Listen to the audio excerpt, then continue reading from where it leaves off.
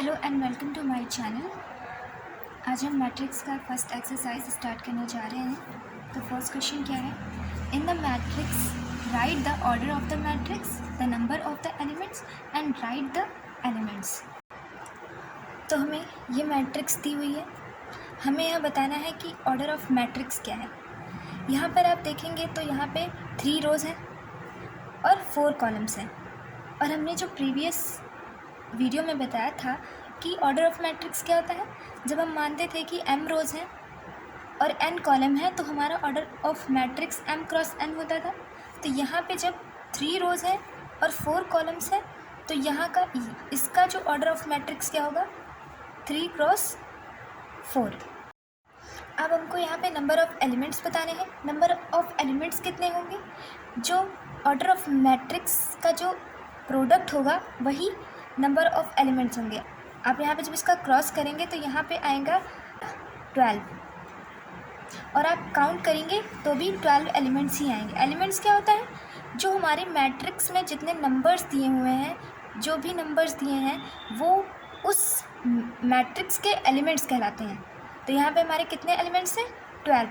अब हमको बताना है कि A13 की वैल्यू क्या होगी, A21 की, और A33, A24 और A23 की वैल्यू क्या होगी। आपको याद होगा मैंने प्रीवियस लेक्चर में आपको बताया है कि हम मैट्रिक्स को कैसे शो करते हैं। जब यहाँ पे ये हमारी 3 क्रॉस 4 की मैट्रिक्स है तो हम इसको कैसे रिप्रेजेंट करेंगे। 3 क्रॉस 4 को हम मानते थे कि हमारा एलिमेंट A है, जितने भी एलिमेंट हमारे वो A है, तो हम फर्स्ट एलिमेंट को कैसे शो करते थे, A11, सेकेंड को A12, A13। अब यहाँ पे हमारी जो मैट्रिक्स है वो जो है 3 क्रॉस 4 की है, मतलब 4 कॉलम होंगे और 3 रोज़ होंगी। तो हम 3 रोज़ बनाएंगे लेकिन कॉलम्स कितने होंगे हमारे, 4। तो यहाँ पे ये क्या हो जाएगा, A14, ठीक है। फिर क्या हो गया, A21, A22, A23, A24, A31, A32, A33, A34। अब आप यहाँ पे अगर देखेंगे तो आपको कितने के रो मिलेंगे, 1 2 3। कॉलम कितने मिलेंगे, 1 2 3 4, क्योंकि हमें 3 क्रॉस 4 की मैट्रिक्स बनानी थी तो हमने ये 3 क्रॉस 4 का मैट्रिक्स बना लिया। अब हमें क्या बताना है कि A13 की वैल्यू क्या होगी। अब यहाँ पे देखिए A13 यहाँ पे आ रहा है, मतलब कि first row and third column. तो आप हमको इस मैट्रिक्स का आंसर देना है, ठीक है ना। हमें इस मैट्रिक्स का आंसर देना है, इसके बारे में बताना है। तो यहाँ पे इसका क्या मतलब है, फर्स्ट रो और थर्ड कॉलम। तो फर्स्ट रो कौन सी है, ये है। थर्ड कॉलम, ये first column, second column and third column. First row and third column, इसमें कौन सा एलिमेंट आया, 19। तो A13 क्या हो जाएगा, 19। अब हमें क्या बताना है, A21 मतलब second row and first column. Second row हमारी क्या है, ये है सेकंड रो, और फर्स्ट कॉलम है तो फर्स्ट कॉलम ये है। तो कौन सा एलिमेंट आएगा, 35 आएगा। तो ये हमारा A21 क्या हो जाएगा, 35। फिर क्या है, फिर हमको बताना है A33 मतलब third row and third column. तो क्या आ जाएगा, -5। फिर हमें बताना है 2 मतलब सेकेंड रो, ठीक है, और फोर्थ कॉलम। तो ये क्या आ जाएगा, 12। इसका आंसर कितना आ जाएगा, 12। अब क्या बताना है, A23 मतलब second row and third column. तो ये आंसर क्या आ जाएगा, 5। सेकेंड क्वेश्चन है हमारा, if a matrix has 24 elements what are the possible order it can have, what if it has 13 elements. इस क्वेश्चन में दिया गया है कि हमारे पास एक मैट्रिक्स है जिसमें 24 एलिमेंट्स हैं, तो उस मैट्रिक्स के पॉसिबल ऑर्डर्स कितने होंगे, और हमें ये भी बताना है कि अगर उस मैट्रिक्स में 13 एलिमेंट्स हैं तो उसके पॉसिबल ऑर्डर ऑफ मैट्रिक्स कितने होंगे। तो हमें कितने एलिमेंट्स दिए गए हैं, 24 एलिमेंट्स। ऑर्डर ऑफ मैट्रिक्स कितना होगा उसका, 24 cross 1, 12 cross 2, 3 cross 8, 4 cross 6, 6 cross 4, 8 cross 3, 2 cross 12 and 1 cross 24। Okay. अब अगर उस मैट्रिक्स में 13 एलिमेंट्स हैं तो उसका ऑर्डर ऑफ मैट्रिक्स कितना होगा, 13 cross 1 and 1 cross 13। Okay. Third question क्या है? थर्ड क्वेश्चन में क्या बोला गया है? If a matrix has 18 elements what are the possible order it can have, what if it has 5 elements. ये सेम सेकंड क्वेश्चन की तरह ही होगा। थर्ड क्वेश्चन में हमें कितने एलिमेंट्स दिए गए हैं? 18 एलिमेंट्स दिए गए हैं और हमें इसका पॉसिबल मैट्रिक्स बताना है, पॉसिबल ऑर्डर ऑफ मैट्रिक्स बताना है। और उसी मैट्रिक्स में 5 एलिमेंट्स, तो फिर उसके पॉसिबल ऑर्डर ऑफ मैट्रिक्स कितने होंगे?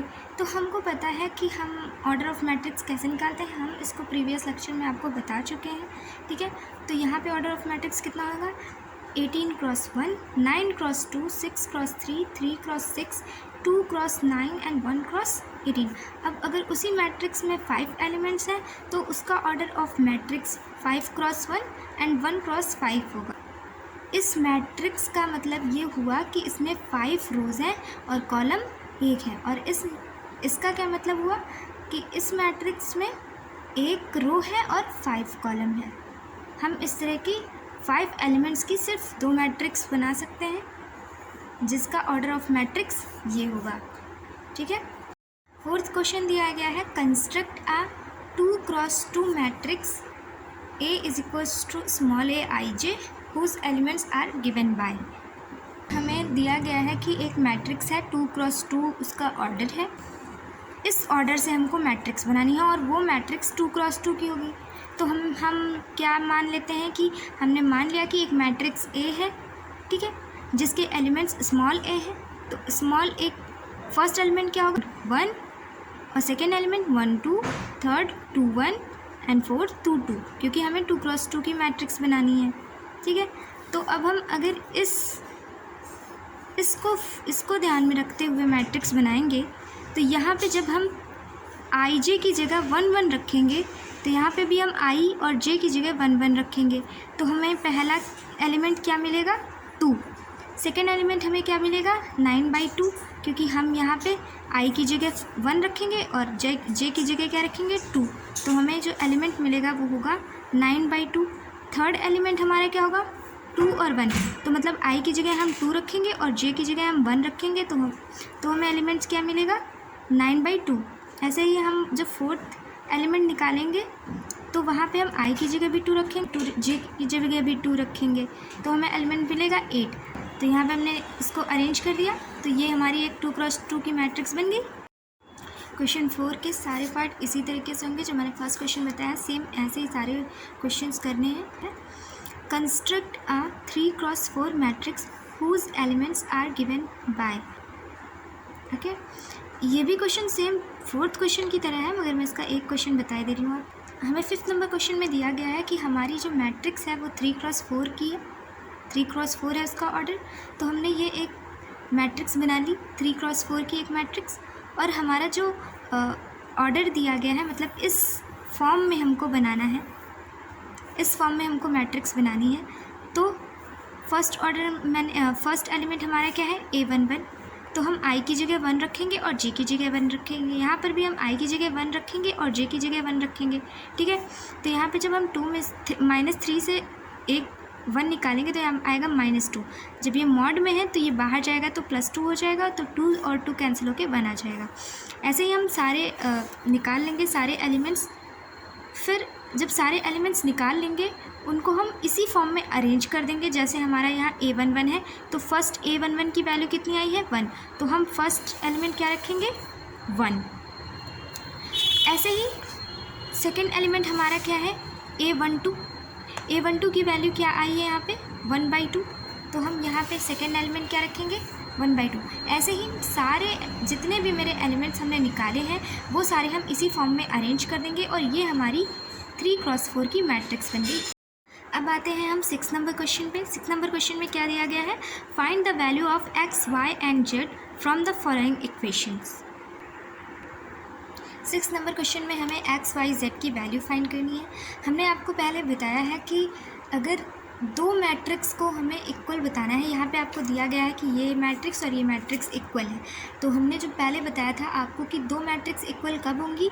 जब उन दोनों का ऑर्डर सेम होगा और उनके करस्पॉन्डिंग एलिमेंट्स सेम होंगे। तो हम यहाँ पर क्या करेंगे कि यहाँ पे दिया गया है ना कि दोनों मैट्रिक्स इक्वल है, तो इसका मतलब है कि इसके करस्पॉन्डिंग एलिमेंट भी बराबर है। तो यहाँ पे y इक्वल्स टू क्या हो जाएगा 4, क्योंकि हमें यहाँ पे दिया गया है कि ये दोनों इक्वल हैं, और इक्वल दो मैट्रिक्स तभी होंगी जब उनके करस्पॉन्डिंग जो एलिमेंट्स हैं वो सेम होंगे। तो यहाँ से हम y इक्वल्स टू 4 निकाल लेंगे, z इक्वल्स टू 3 हो जाएगा, x इक्वल्स टू 1 हो जाएगा। ठीक है, सेम एज इसका सेकेंड क्वेश्चन होगा।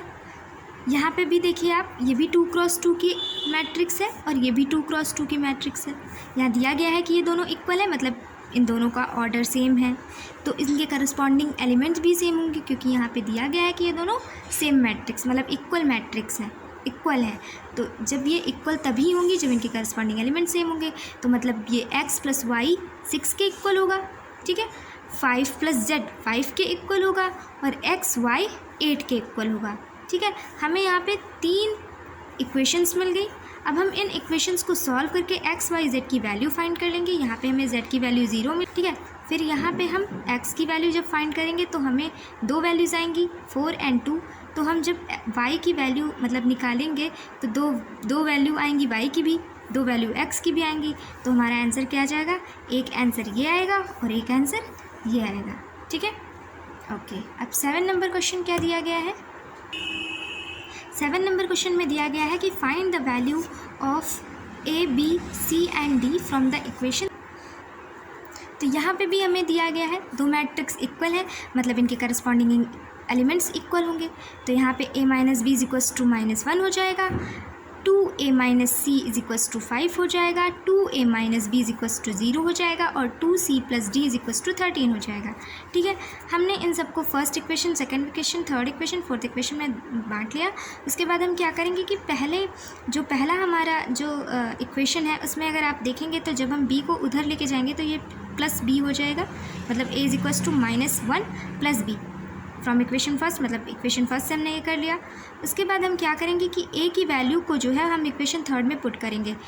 जब इक्वेशन थर्ड में पुट करेंगे तो हमारा b की वैल्यू क्या आ जाएगी, 2 आ जाएगी।